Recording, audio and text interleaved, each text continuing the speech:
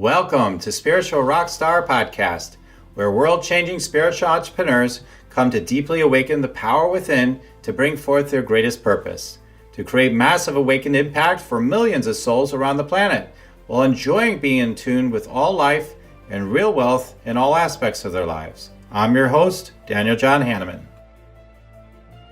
Welcome, everybody, to Spiritual Rockstar Podcast Show. I am so grateful to have you here. This is an amazing day. Let's celebrate the divine, and all that is what this guest is all about. And I just can't wait to share him with you. He's done incredible things. He's been part of these big companies and entrepreneurship and done big things and all that stuff. So he's been a mover and shaker in the world in that realm. And then he's opened up to the channel that he is. And he has so much wisdom to help you to really land with the real truth of who we are, the love and truth of who we are, and so that you can, live more in that place of wide open awakening to the wonder that lies life itself beyond all the mechanisms of the mind. They're like, oh my God, what are we doing here? What needs to happen there? No, we need to see the divinity in all. And this guest is going to help you to do that. Robert, I'm so grateful to have you here today. Thank you so much for having me on, and a great introduction. So I'll take it. Thank you. All right. Okay, so let's share more about your background. Now, Robert Althuis is a spiritual coach, keynote speaker, and founder of Sacred Wealth Collective, a mindfulness organization dedicated to embedding Love+Truth as foundational spiritual principles for an awakened humanity rising to its full potential. A profound spiritual awakening experience in 2015 activated his intuitive gifts of claircognizance and clairsentience. This is Robert's first fully channeled work. This book he came up, Love+Truth. As a spiritual teacher, Robert is both a celestial philosopher and a renegade real-world change agent. A certified medium, he holds an MBA as well from Columbia Business School, and was once a Fortune 100 executive and successful real estate and private equity entrepreneur. Just amazing that you're in this realm now with us, Robert. So this is your latest book, Love+Truth. So now you're getting into the deeper channel of energy and your medium and all this stuff. Wow, that's quite different than most Fortune 100 executives. So I would think, right? I don't know. I haven't lived in those circles, but I think it sounds like a change. Do you want to meditate and make money? Let it be simple. Let it be easy. Let it be fun. Go to yoursacredpurpose.com and get your free Meditate, Make Money meditation today.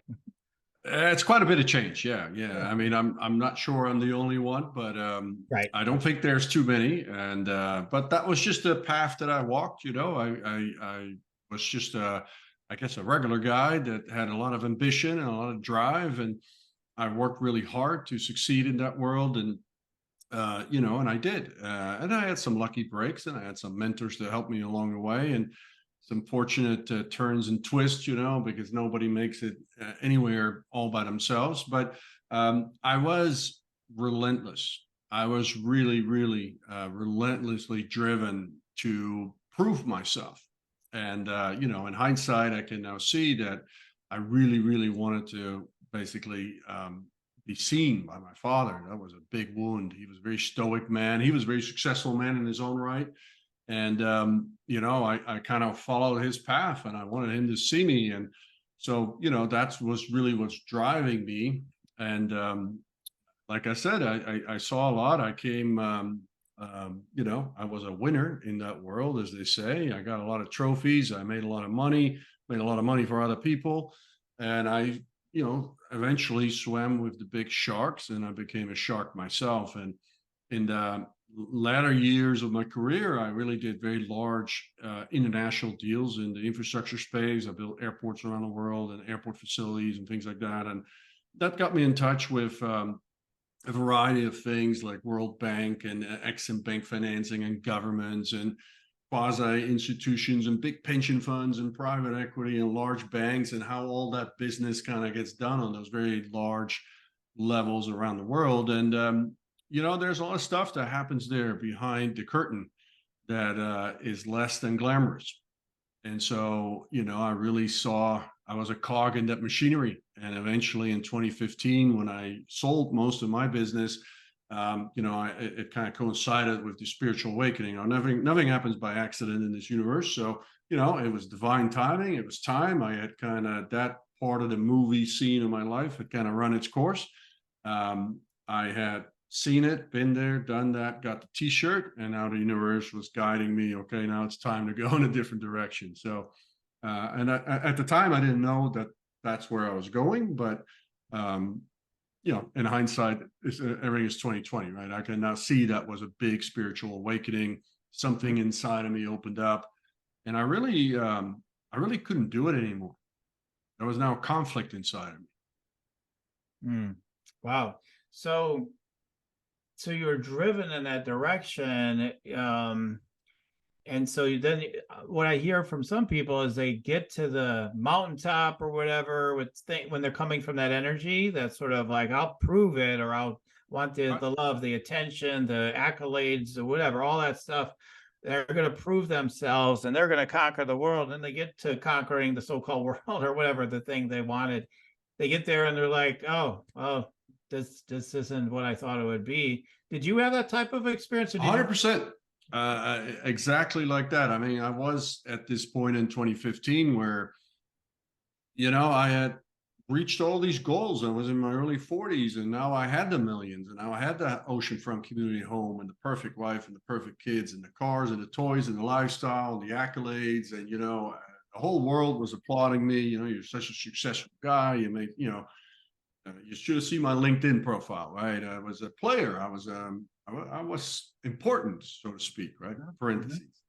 Mm-hmm. And I was on the inside just disillusioned because I felt like I had given this dream that the world told me that when you get there, right, you're going to be happy.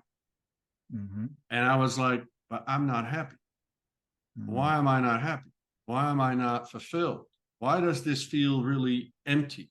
Why? And then, when the chase kind of disappeared, it was almost like the stimulation also disappeared. And now there was like, now what?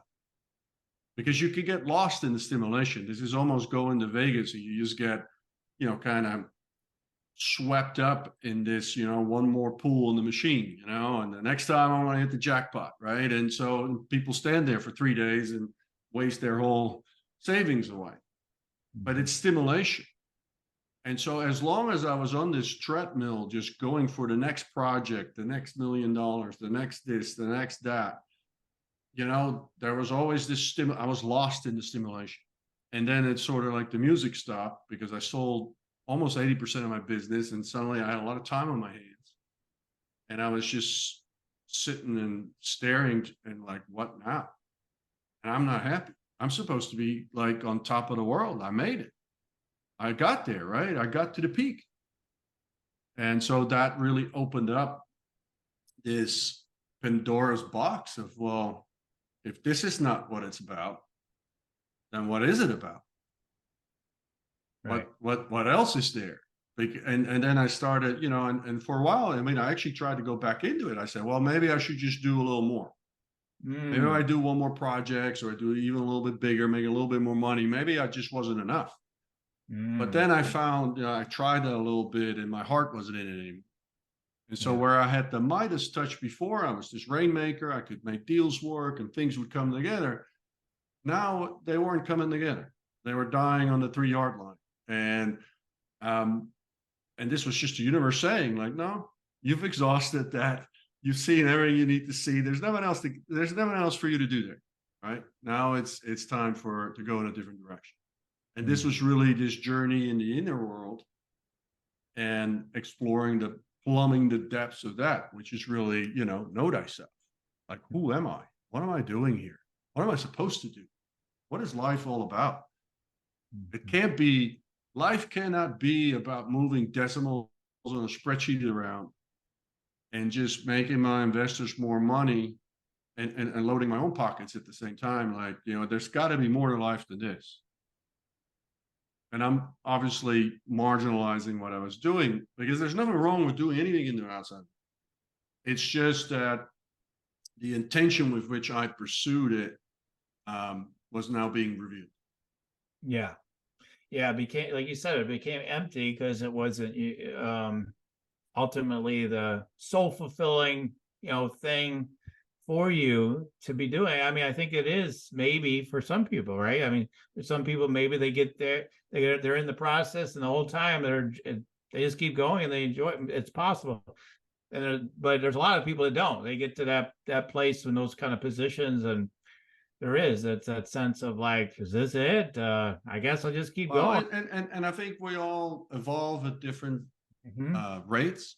And Mm-hmm. so for someone in this lifetime, this might just be all there is, and they're enjoying it. And they're just kind of sort of lost in that path. But there's nothing inherently wrong with doing anything in the world. I mean, you can be a painter, you could be a businessman, an entrepreneur, you can make a fortune, I mean, there's nothing inherently wrong with anything. Obviously, when we start causing harm to other people, now there's other things that come into play. But, just you being in the world, right, expressing your spirituality through something that you have a passion for. Well, some of us are here to build empires, and some of us are here to be statesmen and politicians and be in places of power and influence. Some of us are here to be homemakers, and some of us are here to be plumbers and carpenters and bus drivers. And all of it is perfect. Mm-hmm. We need all of it, Mm-hmm. right? So it doesn't necessarily mean anything that you have these passions and desires. But the reason I was doing it is because I had a wound inside of me. Mm-hmm. I thought I was going to be able to fill this lack of self-worth, this lack of self-love through just accumulating enough in the outside world, right? And getting enough fame, fortune, and applause, and that would fill this hole inside of me. Mm-hmm. Now, the journey, as it was later revealed to me, is like, we're worthy just by taking a breath every morning. Now, that is something I had to discover, because to me, my worth was very much hinged on how much success I had in the outer world, how much money I had in my bank account, how much power I had, how important I was, all these different things that the world idolizes. And the Mm-hmm. world things are all, the most important things. Yeah. Yeah. Yeah, totally. I mean, yeah, I know even for me on not in the same exact way, but even with all the work I've been doing, in this realm over the years, I know I went through a phase after, building business online, doing this sort of, intuitive work, healer trainer work, etc. I hit a level with it, and I'm like, totally enjoyed it. It wasn't like I was like, oh, this is it. It wasn't that feeling, but it was a feeling of, maybe with this driving towards these intentions of my soul and my goals, like maybe there's a little too much of a driver in there, in a way. And maybe I'm not appreciating, some of the moment to moment things as much as I could be, even though I did, but like not as much to the level I could. I remember when my friends saying like, who, in my own eyes, my own judgmental eyes at the time, I'd be like, he's not playing a big game. He's not doing, he's not doing much, in the big world scheme. But I remember him saying, um, I enjoy the little things in life. And that's all he had to say. And I totally understood what he meant. But even that, right? Yeah. The notion that there's such a thing as he is playing big and she Right. is playing small, Right. that is still a concept, a framework of that our Western civilization subscribes. Yep. Because there is no playing big or small. We're all playing as big as we can in the game that Spirit plays, which is, guess what? Spiritual evolution, growth, expansion, Mm-hmm. learning, improving ourselves, being a spiritual poet in life. And Mm-hmm. in that game, which is the one infinite game that plays out over lifetimes and eons and infinity and eternity, we're all playing just as big. Right. There's nobody that plays small, and even someone that we might deem to be unconscious, Mm-hmm. they're still playing big because Mm-hmm. they're just doing where they are right now. Right. And that's no different or better or worse than where someone else might be that we call a guru. Right. Mm-hmm. And by no means ever call me a guru, a mystic, or a sage, because I don't believe in the concept. We're all our own teachers. Mm-hmm. Right? We're in this era now, I believe, of humanity's evolution, where really we're all being invited to step into our own sovereignty. Now that means along the way you learn from teachers and mentors and all that, but you are your own teacher. You are the only one that can teach yourself. You're the only one that can drive yourself forward. You're the only one that can facilitate the growth inside of you, because it's you. And so this stepping into this sovereignty, that's the real game going on. And everybody plays that as big as anybody else. Mm-hmm.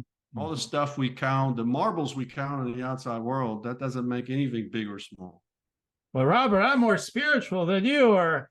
Because Robert, I'm more loving than you are. Robert, I'm more truthful than you are. Robert, like all this comparison stuff. Isn't that fascinating? So it sounds like you've taken time to really look at that, like to see through those things, because it's constant in our culture. One even on the level of I'm more awake, or things like that. People may not say it, but they're thinking it. Oh yeah, I'm more awake than this guy over here. But Or so whatever. what? So what? You're more awake. So what? I just think it's interesting that whole construct, right? It's an interesting Yeah. construct that was created, So yeah, I just think it's an interesting Well, construct. we tend to, our mind, right? Our ego tends to always compare and contrast Mm-hmm. Mm-hmm. because it wants to box things in. Yeah. So Yeah. it looks at a person and it has all kinds of opinions about that person, probably knowing maybe 1% about that person. Because you and I talking here, right? How old are you? 54. Right, 54. So you and I here having an hour-long conversation, right? And my mind, my ego thinks that it knows everything that you experienced in 54 years, and it sizes you up and it has all these ideas. My ego, right? So in 60 minutes, my ego is going to condense a picture of Daniel Henneman, and it knows nothing about you.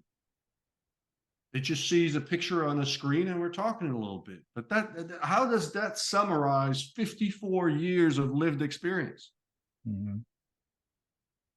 It doesn't, right? And so we have to kind of see the folly of how our brain operates, because it always wants to judge. It always wants to see good and bad, wrong and beautiful, ugly and beautiful. And it wants you just constantly put labels on everything, because that's how it understands and interprets reality. Mm-hmm. But all of these things, where does ugly end and beautiful start? It's different for everybody. And I can tell you that if you, let's say, you and I, we're in a relationship and you love your partner, you love her or him, doesn't matter what it is. Now, to you, you think they're gorgeous. You think they're beautiful. Now, someone else might walk by and say, "What on earth is right?" Right. But to you, it's beautiful. Mm-hmm. And it's the same with cars or flowers or whatever. Mm-hmm. Two people will go to the movies and one will come out and say, "Best movie I've ever seen in my life." And the other one is like, "I don't know how I made it through that hour and a Right. half. Worst one Like ever. I couldn't wait to walk out." Right. And so, I mean, our mind is just always judging, always labeling everything, always putting things in boxes. Mm-hmm. And the truth of the matter is, there is no good or wrong. Mm-hmm. Mm-hmm. That's profound. There's no good or wrong. It's got to be a right or wrong, Robert. Come Well, on. no, because if you think about it, everything just is. Mm-hmm. Right. It just is what it is. Right. Right. And here, I'll give you an example. And I say this with all due respect. I mean, I had I'm from Holland originally. I've got some family that perished in World War II. But let's think about someone that generally, when we say, okay, Adolf Hitler, he was a bad person, right? Well, during his reign, right? Um, there were transformations in Europe that took place that nowadays you couldn't possibly fathom a war between Germany and France since World War II. It's inconceivable today, right? Now, Europe fought for 5,000 years, territorial fights like nonstop. Europe was a battle zone since, you know, time immemorial. So you could also look at Hitler and say, wow, so he was a terrible person. I'm not condoning all his atrocities. But he actually created a vacuum from which this enduring peace between Germany and France could be created. So is he all bad? Or was he someone that was necessary in history to show us humanity? Right? And there are certain things that will probably never happen again. Mhm. Because we had these atrocities that happened, and there's been a lot of things change in the world that those things cannot be repeated, even though, we are starting to see some signs here or there that some of the stuff is still around too much. But the thing is, we can even look at the worst people in history and then say, well, in a way, we learned from them. So in a Right. way, that experience just was, right? And then it guided us to evolve, it guided us to grow, it guided us to, to create a different world. Now, mind you, we still have a long way to go to make it as beautiful as it can be, but we learn from these experiences, and even in our personal lives, Mhm. we've all had things that we screwed up, Mhm. things that just didn't go well. We didn't show up as our best, but it was always the best that we had at the moment. Mhm. And these can be painful things. These can be relationships that fail, or jobs that, we lose, or whatever it might be. But most likely we evolved from that, or Mhm. we learned new preferences like that. I don't want to create that again. So I'm going to Right. change that. I'm not going to do that again. Right. So now Mhm. that experience that we think is bad, is it really bad if it actually brought you something good? Mhm. Mhm. Now, Everything just is, right? the question, that comes up for the mind, I'm here to represent the mind in part as Of part of this, course. Yeah. so we can tease this stuff out. Okay, there's no good or bad and all this sort of stuff. So you said you're not condoning, what Hitler did and all that stuff. So okay, cool. Um, but then there's this idea like that people have a concern. Well, isn't that too passive? Like, okay, whatever, it is what it is, and that kind of thing. So what would you say to somebody who's like, Robert, I don't get that. Like, I sort of understand what you mean. Like, yeah, okay, we learn from everything. There's a bad guy, a good guy, whatever, there's polarity. But to just say like it is what it is, just seems like we're just let everything just be, they say, right? And all this stuff. How's that helpful? Is what the mind says. So Well, I'll tell you, how do you think the world actually changes? How does it change? well, historically, the thought is we're going to make something happen. We're going to change things. We're going to make it happen. So, and we can go really deep into this, but the only thing that creates change in anything is when there's inner transformation, right? And so look at, for instance, let's take a very touchy subject here in the U.S. because there's still remnants of this, racism. And so there was Rosa Parks, and there was obviously a movement to bring this to the broader awareness of the US population. And at some point, there was an inner change where there were enough people in the US that said, actually, this shouldn't be this way. We need to start changing these laws. We need to start opening up the schools. We actually, this shouldn't be this way. Mhm. Now, yes, the laws got changed, but what preceded it?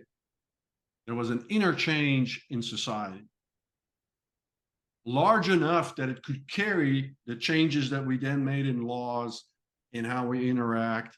And I would say, and I think this is actually very ill represented by the media today, that if you take the average American today, you know, I think they will wholeheartedly say that, you know, I mean, everybody is equal, everybody has equal rights and all those things. Now, does that mean that there's not radical fractions that still have old ideas that haven't quite, you know, gone to pasture? Yeah, sure. There's radical elements in society. But I think on average, if you compare it, if you would take that same survey 100 years ago or 150 years ago versus where the sentiment, the average sentiment is today, you will see there's been an inner transformation, right? And so in that sense, it's not passive. But the only thing that you and I and everybody else is responsible for, the only thing that you can actually change is your inner world and perceptions.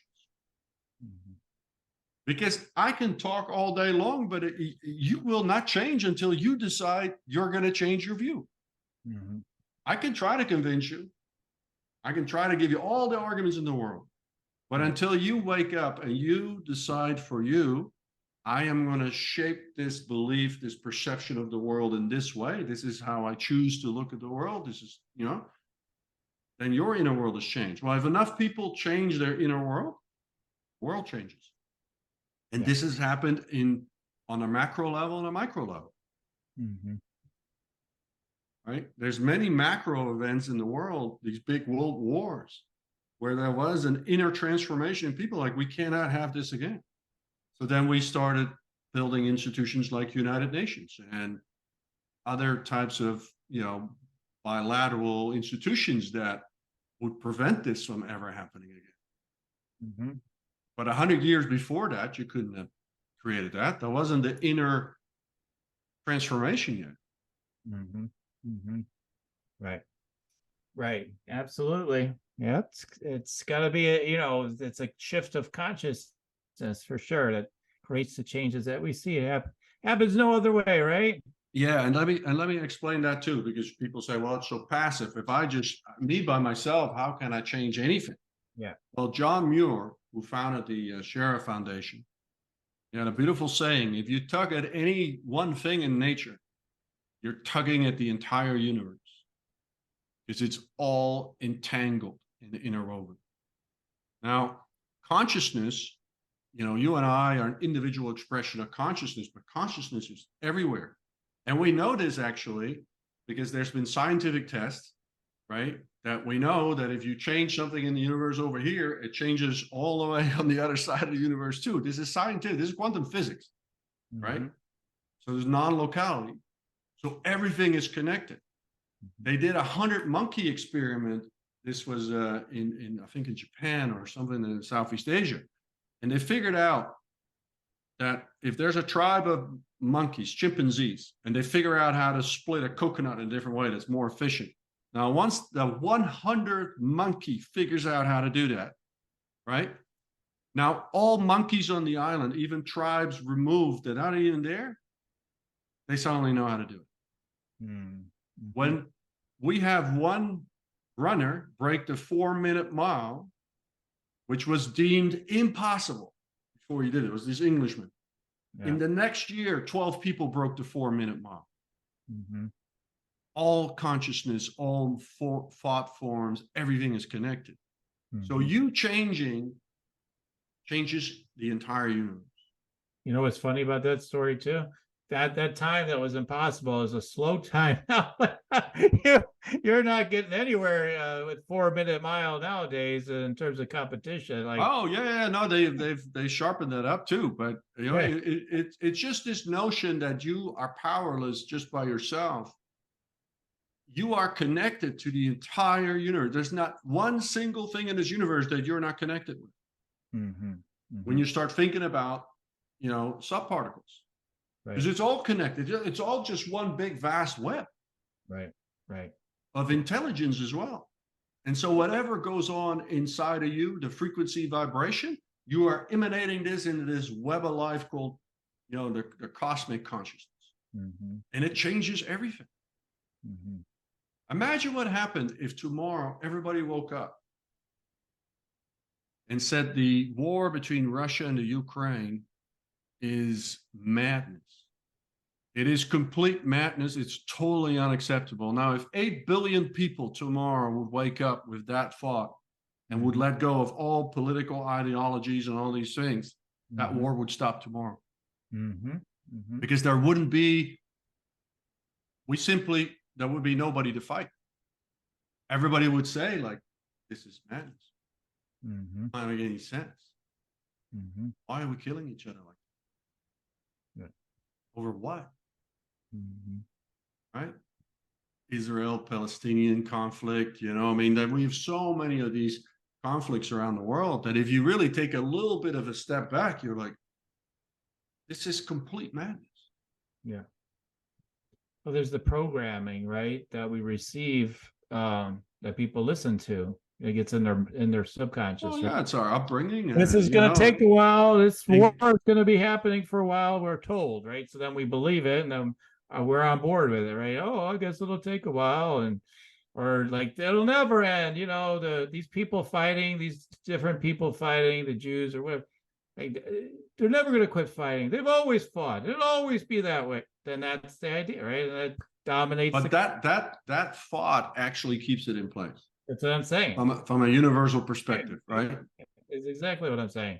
Or you have like people come together and they all pray for peace. Like in Washington D.C., I'm sure you've seen that study. All these meditators came. We're going to lower crime in Washington D.C. and whatever period it's 100. I think it was 100 of them or something. I forgot how many. But whatever they did, like it literally during that time, then crime did like significantly go down during that time. Then you got Lynn McTaggart, you know, who does all those intention experiments. Haven't followed her lately, but they're always bringing people together with intention towards different things. And it definitely is. There's something, one of those things. It's definitely that interconnected web, like you said, and like it definitely makes a difference. And I'm glad that you're bringing the voice to remind people, because there's people that don't know, and then there's people that do know, but they don't remember, and then they forget. They're still not awake when they still keep saying the same things about life. Well, this is happening. They've got all the news all figured out, right? So I love that you're helping people realize, okay, oh, there's so many possibilities. Like, so you talk about this love plus truth. I know we were deep into the conversation already, but I know you have a book on it. What does that really mean? Like love plus truth? Like, well, I'll tell you where it came from, actually. So I was really seeking, you know, when I first had my awakening experience, I was really trying to seek the truth. And I've read all kinds of books. I studied all the ancient wisdom traditions. I did plant ceremonies. I did all kinds of various things. One of the things I did is I became a sort of a yoga teacher.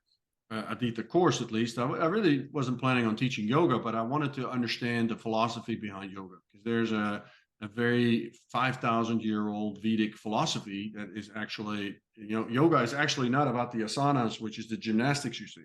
That's actually not what yoga is about. Yoga means union, by the way. The gymnastics is a vehicle to go inside, right? And so anyway, but I was doing a lot of yoga at that time, and I always I was grappling with a lot of like real life problems as well. I was going through a divorce. I had a hurricane that wiped out a business, that wiped out my balance sheet. I had financial concerns. I had lost a lot of money. Life wasn't all love and light. And these yoga teachers, God bless them, well, love and light and be positive and say your mantras, and and I'm like, it ain't all love and light. It's nice that you can say that, but and I was like, well, what is it? And then I somehow, I think it was an ayahuasca ceremony, I came to this love and truth, because I do believe it's ever sinking deeper into love, and when you truly start to understand what love is about, which I write in my book. But we get there through seeing the truth for what it is, which includes seeing the truth about ourselves and how we are accountable and responsible for the entire reality called our life and everything that shows up in it. And the truth is that, there's a lot of ignorance in all of us because we have adopted belief systems from our parents, from our culture, from maybe our churches or religions, from what TV tells us, what media tells us, and that forms the perception of life, which we then express into life.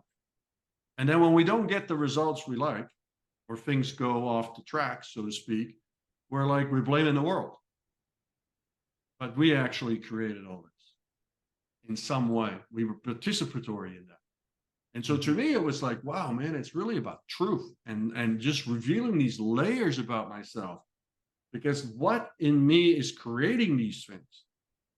What in me has created this train wreck in my life? And what's the lesson?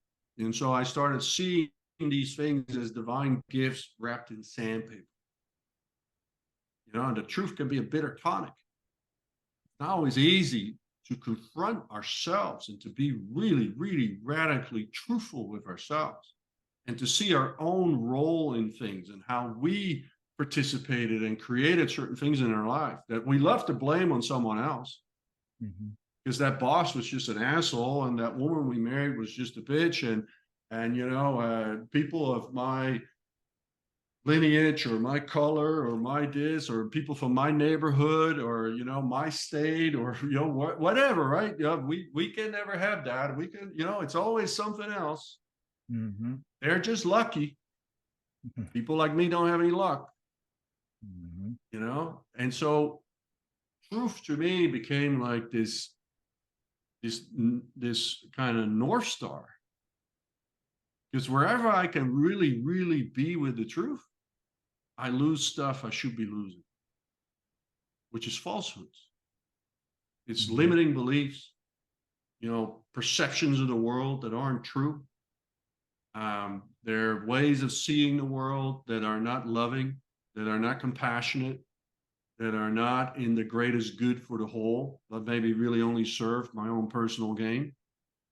And then I'm really offended when someone else just operates out of personal gain at my expense.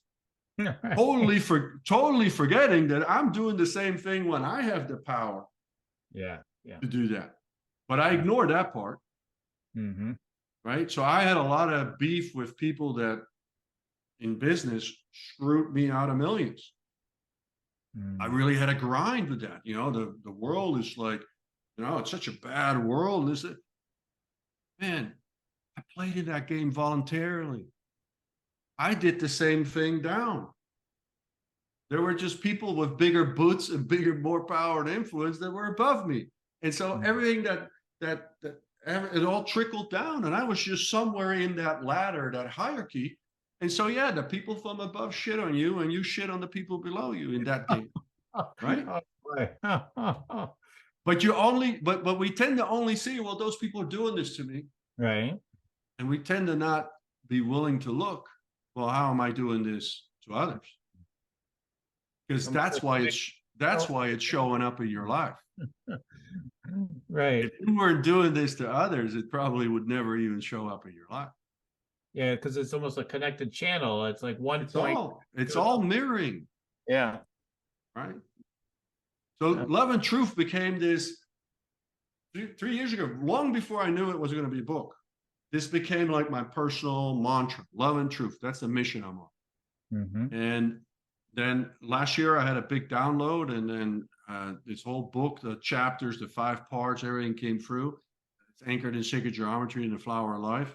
And that whole framework and the chapters came through. And then it was just like, what do I call this book? And it was like, the channel was like Love and Truth. And I signed every post for the last 2 years, Love and Truth. This has been, I have it on t-shirts. And so it was very personal to me. And it's really, for me, it's a way of living. Yeah. It's a way of being. Totally. Well, the show is dedicated to illuminating more truth. So I'm grateful that you're. And it's falsehoods that gets us into trouble, right? Yeah. And so falsehood, what's a falsehood? Well, a falsehood is a belief that is really not is not conducive to life itself.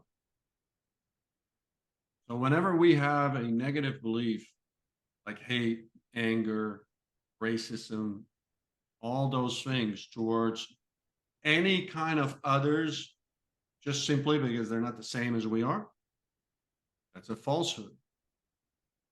But almost all wars, violence around the world, atrocities around the world are committed based on falsehoods like that. Yeah.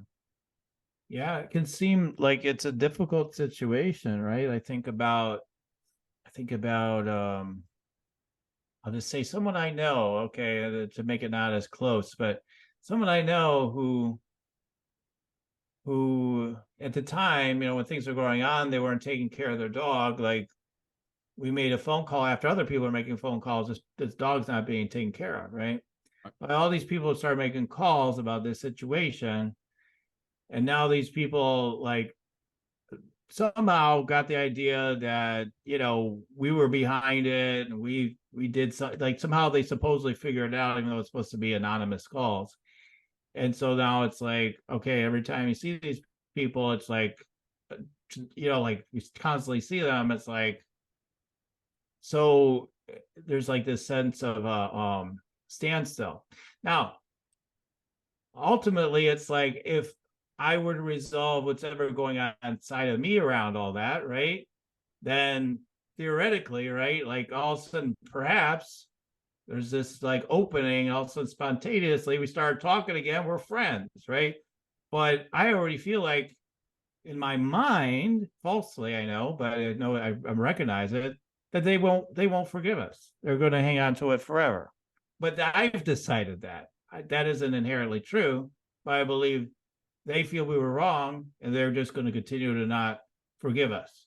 So, like, I look at situations like Okay. that, and So if you look at the and so what? just for a second, It's, just for okay, and we'll go back to it just a second. But I look at that as a micro of a macro of like people that are same situation in the in macro ways, like these systems, these things, they are where they are, they're never going to change. And so that, like, this is my one of my examples that shows up in my life. I'm like, I don't know how it can change. So you said, so what? So what we're going to say? well, let's pull it apart a little bit.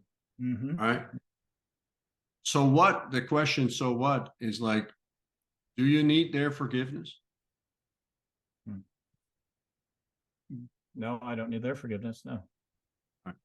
And so the second question is, do you need their forgiveness to love them and see the sacredness in them?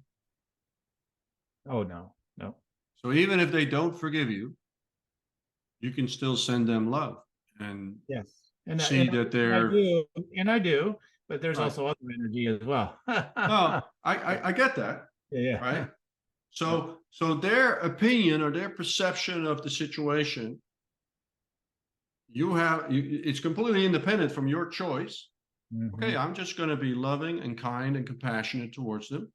Mm-hmm. And if they are harboring this anger towards me, I'm going to just allow them to have the anger that they have. That's a perception they have based on something that I don't even really know because I'm just guessing at it, right? Mm-hmm. I can still just be loving and compassionate, and whether they forgive me or not, it won't change anything in me, right? Mm-hmm. Now, if you had the inkling inside of you, well, I really want to make an attempt. I feel guided to make an attempt to bridge this, right? Mm-hmm. Then you would just go to them, Mm-hmm. say, can I please, there's some things I'd love to share with you. And then the way I would suggest you do it is like, listen, this is my intention. I feel that there's some discourse between us, and I would love to find a way to remove that. That's my intention for starting this conversation. Mm-hmm. Now, it feels to me that you're harboring some kind of view against me that is not favorable. Mm-hmm. And I would love for you to explain what it is. Now, here's the reason I'm suggesting you do this. Because most of the time we think we know what they think and we don't know shit. Mm-hmm. And so we ask first, what is it actually that is bothering you? Mm-hmm. And you might be surprised. It might be something else. Mm-hmm. It might be a nuance you hadn't even thought about. Mm-hmm. Or maybe it's something that's very easy to distill. Maybe they heard something, some false rumor that's not even true. And you Mm-hmm. can say, well, hold on now. That's a misperception. That never happened.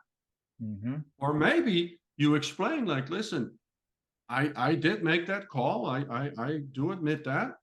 And my intentions to do so was I was concerned about the dog. And maybe I can see how to you I was out of line to do that. I accept that. My apology for that. But my intention was the well-being of the dog. It wasn't to hurt you in any way. Yeah. And can you accept at least that that was my intention? Mm-hmm. And then you can ask. And so now that we're here, so how can we put this behind us? What do you need from me that could possibly make this complete? Or how could we get past this? Because Mm-hmm. nobody is served by harboring angry feelings. Now, not everybody will be receptive to a conversation like that. Right. But if it goes nowhere, you can go home and still love and have love and compassion. And you say, I did what I could. Right. I reached out my hand. I was willing to apologize. I was willing to own what I did and what I didn't do. Mm-hmm. And when that hand does not accept it, then, then it wasn't the time. I did what I could. Mm-hmm. Mm-hmm. Nice. I love that. Thank you so much. It's very helpful. That's very helpful. I'm taking that into consideration for sure. So I appreciate that. So this is brilliant. Your ability to see solutions, in what seem to be difficult situations. So I'm grateful your message. Yeah, and let's blow this up on the macro level. Yeah. Imagine that you could now somehow put Putin and Zelensky in a room. And Putin could have a conversation like this to Zelensky, or Zelensky to Putin. Say, okay, why are we doing this? What is really bothering you? What's really going on here? Mm-hmm. There's got to be a solution somewhere in this universe. So how do we solve this? Because this is hurting both of our countries. We're Mm-hmm. losing people, soldiers.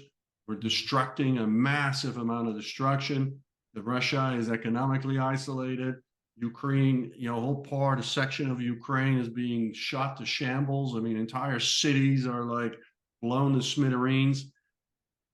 Obviously, hundreds of millions or billions of dollars are being wasted on this war by all parties and other countries contributing to this.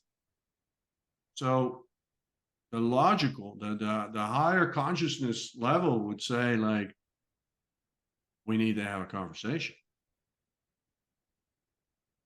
And a conversation never starts, which is what both parties are sort of doing with an ultimatum. And this is in a macro or a micro level. Mm-hmm. Right. The moment someone gives you an ultimatum, all conversation is gone. Now we're just resorting to force. Either you go my way or the highway, right? Any ultimatum is always my way or the highway. Mm-hmm. There's no conversation anymore. There's no meeting of the minds. There's no compromise in that. Mm-hmm. Yeah. Yeah. So even on a macro level. I love that you're like, hey, you gotta extend the olive branch, as they say, right? Is type of idea. Like you got nothing to lose. Give it a try. I mean, so in people's personal life, and yeah, I mean, even us setting an intention for that meeting to happen increases the likelihood it'll happen. That's what's Well, so, and the clarity with which you enter the conversation. yeah. Yeah. Because if your intention is I want to improve the situation, that's my intention. That's my overarching intention. How can I improve this situation? Mm-hmm. Now, if you're guided by that, right, is a very different intention than the natural one our ego would have, which is I want to be right. Mm-hmm. Well, where's the line of arguing or argumentation is going to go for you when you allow your ego just to want to be right instead of how can we improve on this situation? Mm-hmm. So you got to have a North Star going in, and think about this in a love relationship, in your marriage. Like if you have the intention going into a situation, like my intention is I want to make this better. I don't know the answers yet because that's what we need to figure out. Like, how do we do that? Mm-hmm. But this is my intention. Can you share the intention for talking truthfully? And maybe we'll have to shed some tears, and maybe we have to say some things that are hurtful. But it's always going to be guided by this intention that we want to make it better, Mm-hmm. instead of being right. Right. Mm-hmm. You got that one right, Robert. And I'm just messing with you, just kidding around. No, it's fine. So I'd love for you to tell them just a bit more about the book, as well as we're starting to get towards the end. But guys, we got so much more. I want to ask Robert one more amazing question, and we also have the energy scan segment coming up. Downloads for Robert, downloads for you guys. You want to hear that will be for you too. So, All right. Robert, Well, I'll be real quick on my book. So, Love okay. and Truth. It's Mhm. got 5 parts, and really the first part is kind of foundational. Like, really, what is this universe we're talking about? You know, and I draw in wisdom from all ancient wisdom traditions, but I'm actually I interweave that with quantum physics. For instance, I talk about Einstein and Niels Bohr and David Bohm, because I think for a lot of people to understand that this is not just some spiritual woo-woo stuff, but this is actually what quantum physics has now confirmed, and it's a big thing. So I quote, there's about 450 quotes throughout my book from different areas where different people have said different things, and I use that to emphasize that all this wisdom has been everywhere for always. Now, the second part is what I call the architecture. That is the principal masculine, feminine energies that basically govern all of creation in our world. And I really go deep into that and what those represent. This is not male, female. This is masculine and feminine energies. And then I go, chapter 3 is some gifts that evolve when you kind of position these on this flower of life. There's certain things that open up. And then I have the principles, which is really that which guides the rules of the universe, so to speak. And some of those are oneness and harmony and growth. So why do all these things happen? What are the rules of this universe? What are the rules of the game spirit plays? Now, part 5 is really where all of this comes together, and that's where I take all of this stuff and I say, well, how do I become a spiritual poet? So how do I start to really see myself as I'm a masterpiece? I am the sculptor and the sculpture at the same time. As Michelangelo said, I saw David in the stone, and I started removing all excess marble. It is autopoiesis, self-poetry. Like, how my game here on earth is, how beautiful can I make my expression of me? I am the masterpiece expressing myself. And that masterpiece gets expressed in actually living life, which means being in relationships, being in life, being in a profession or a career, or being a homemaker or a dad or whatever it might be. We have so many roles, all of us, right? Mm-hmm. And these are just areas where we express ourselves into, but we're still at the very core, we're just this piece of spiritual art, and we're here to perfect and just make it a little bit more beautiful, a little bit more refined, and a little bit better than it was yesterday. And, that's really in part 5 where I give you a comprehensive kind of roadmap. Okay, so all these parts, these 4 parts, how do I now express this? How do I incorporate this? How do I make myself, I like to say, a spiritual poet more than anything else? Nice. Oh, nice. So we'll put a link in the show notes for you to check out the book. And I know you also had some free gifts, I believe, as well for everybody. Did you want to mention? Yeah, that? we I think I shared the link. So we have 3 gifts because we just launched this book last week, and so there's a free ebook that you can sign up for, and you'll have the links in your show notes.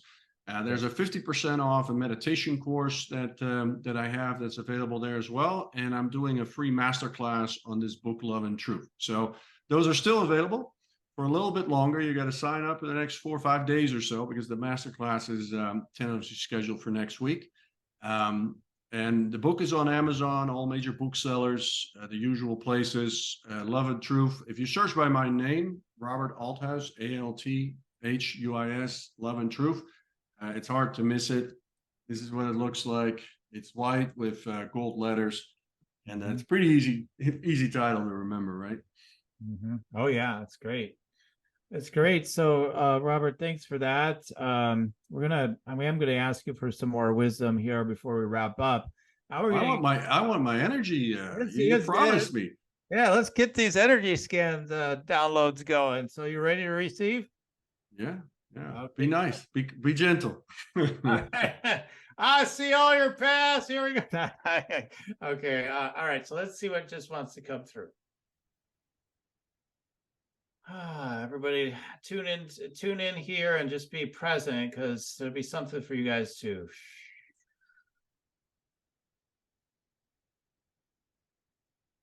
Okay, so I'll look for you some of your reflections briefly after we're done with all three downloads, but I get this sort of backpacking, like adventuring kind of thing, and I see like the sense of it's almost like the Grand Canyon. I don't know that it's the Grand Canyon, but it's like you're on some, area like that you're looking out and like a canyon sort of thing, or mountains maybe around or something. But it's just a sense of strength and freedom and spaciousness, and I feel like it's like, guys, there's so much terrain, like the outer reflecting the inner, and it's like there's so much terrain unexplored. Have we even really looked at this canyon before, whatever it is, right? Have you really, like kind of like what you're talking about today? Hey, have you really seen? Because that's something you've said to me even pre-show, like, have we really seen the divinity? Have we really seen this? Have you really seen that? Because once you really see it, then that dissolves the false concept stories and brings the love and truth. So I see that. I see the adventure of it. I see the presencing of the truth, the unexplored, that's there in consciousness and in the world, the things that are unexplored still. And to you're encouraging that. So you're standing for that. Okay, let's see what's next.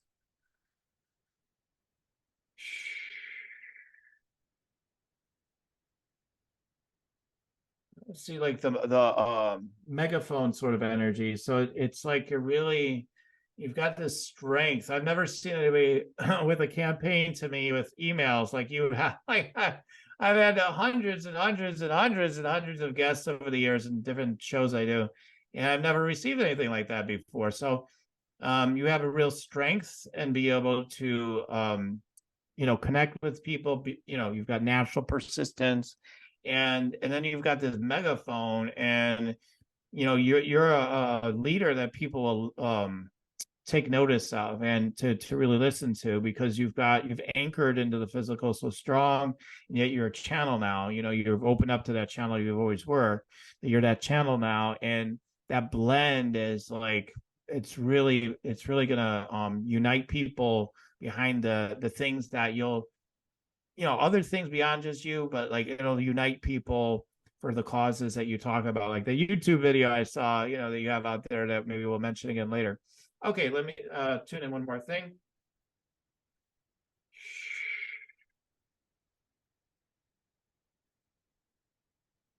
Yeah, lower back, mid back of your body I'm guided to next, and it's like there's still a vibe of wanting to lighten some loads of the past. Like there may be some energy loads that are still sort of congested in the energy there. So that's what I'm seeing, is just in a sense of weakness too, like a sense of vulnerability in maybe the mid back. It feels like there's like, oh God, I hope they don't. Well, you said it when you said go gentle, and then your own way, like, oh, don't see everything. That like almost kind of a little concerned about that. Like, so I feel like the answer in part is I feel like you want to love yourself, and you want to know the real truth about yourself just as much as you want everybody else to see the love and truth and everything. And so it's we're always teaching, what we're learning and all that sort of thing. And so I just feel like that deeper, there's a deeper sense of surrender I feel in it. and that you're continuing on that path. As surrendered as you've been, like it's ever evolving and increasing, like this reverence, this surrender to the trueness of who you really are, and then you're leading from that place too. So I could go on and on, but like all those sense of vulnerabilities and continuing to talk about those sense of vulnerabilities and how people will relate to that. And like I don't know, sometimes I wonder, have I really forgiven myself for this, that, the other thing, past lives maybe even, or whatever. And so I see that in this one area right now, in the back and the mid back, in the low back and the root chakra. So anyway, so I just share what comes through. I'm unattached to, with people, if it seems true or not. Guys, is there something you haven't seen fully yet? I think is a big theme of the show, and that kind of underscores it. Just that quick read I did. So, Robert, any quick reflections of what I shared? Yeah, I thought it was quite accurate. The lower back, not so at the mid back, but the lower back, that was when I lost a lot of my money and I was in financial insecurity from having had quite a bit.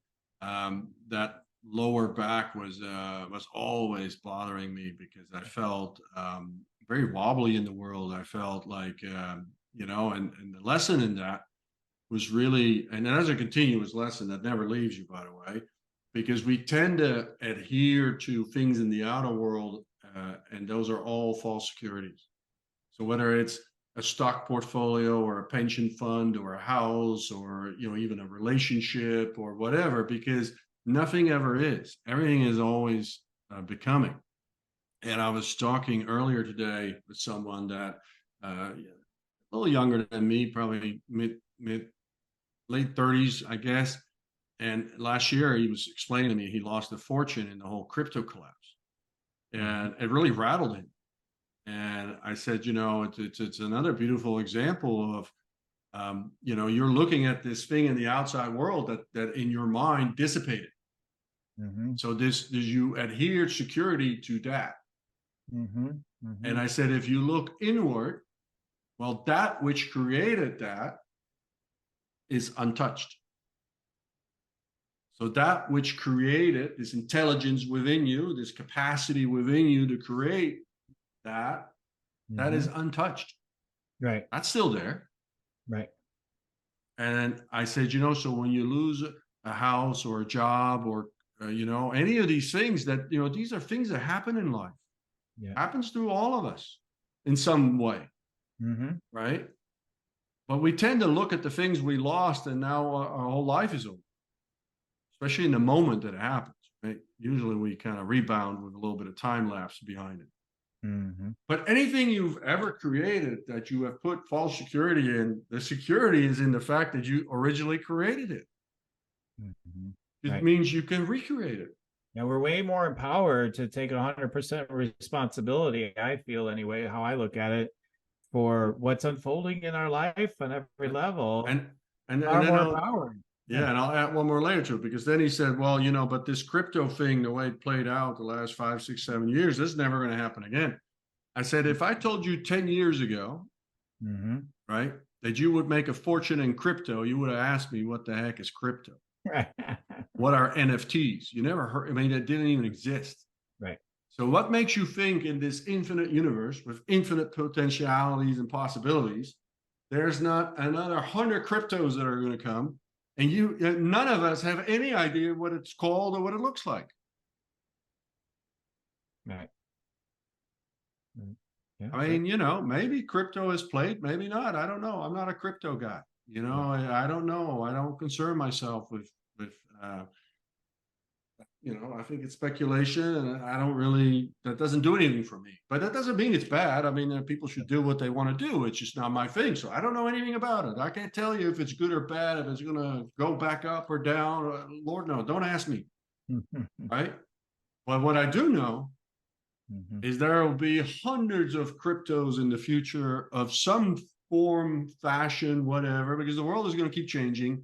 And there's going to be new technologies and new things that we want. And, when Steve Jobs invented the iPod, 1,000 songs in your pocket. His argument in Apple was, well, the Walkman is fine. Why are we creating this? We didn't even know we wanted it. Yeah. And look at the music business now for Apple, right? It's a $2 trillion company, largely based on this massive music, iTunes and all the stuff that they got into. Well, that started with a little iPod, 1,000 songs in your pocket. Right? Mm-hmm. So what makes you think there's not going to be all kinds of iPods and cryptos and God knows what that's still to come? Right, right. Right, exactly. You can't even imagine it yet necessarily. So yeah, you got to stay open for sure. So all right, well, great. That's wonderful. I'm glad that when it came through, it resonated for you. It's coming from that place you're describing, right? It's just downloading into me. I don't know what's going on. I just share what comes through, and so I'm grateful for that. Folks, if you want to check me out, by the way, you can go to yoursacredpurpose.com. I've got a free meditate and make money meditation. Helps you to just open your energy up and get downloads and get you connected with abundance and money, and have you ask your questions of what's unfold. What do you need to be aware of right now? And let yourself open to that. So check that out. And all the best ideas, they came to Robert, like these downloads come, and it's like huge, big energy, huge, big things that want to be shared. It comes through meditation. I teach you about that through the meditate and make money meditation, and also through the 4 ways to meditate and make money. You can get that for free at yoursacredpurpose.com. I do these energy scans. I help people spiritually and in their business and different ways. You can check out getting an energy scan consultation with me. You can find that on the website. So you can check that out and do a deep dive, 60 minutes of into your energy and your business and your mission, your purpose, and see what energetically and strategically will align for you moving forward. So you can check all that out at yoursacredpurpose.com. All right, so Robert, I know you've got some more words because some of us, like me and you, like we've always got more words to share, right? We always got more to share. So do you what any last words though today? You can say yes or no. But do you have any last words for the audience today? Yeah, if anything, my book is really to show you, to empower you, the reader, right? There's nothing special about Robert. There's nothing special about me that you couldn't do. You know, whatever channeling or claircognizance or clairsentience, we're all pre-packaged, pre-wired to have this capacity. I just, it came online for me and I cultivated it, but doesn't make me any better than you or and anything that I've done or accomplished or any kind of wisdom that I share is your wisdom. You can read my book, you can bring it into practice. You are your own teacher. Whatever is in my book that's for you will resonate with you, and just discard the rest. Maybe there's one concept in this whole book that just, changes the arc of your trajectory by 2 millimeters. Well, anybody that knows anything about sailing or hurricane trajectories or whatever, I mean, a half a degree difference, makes a lot of difference over periods of time, right?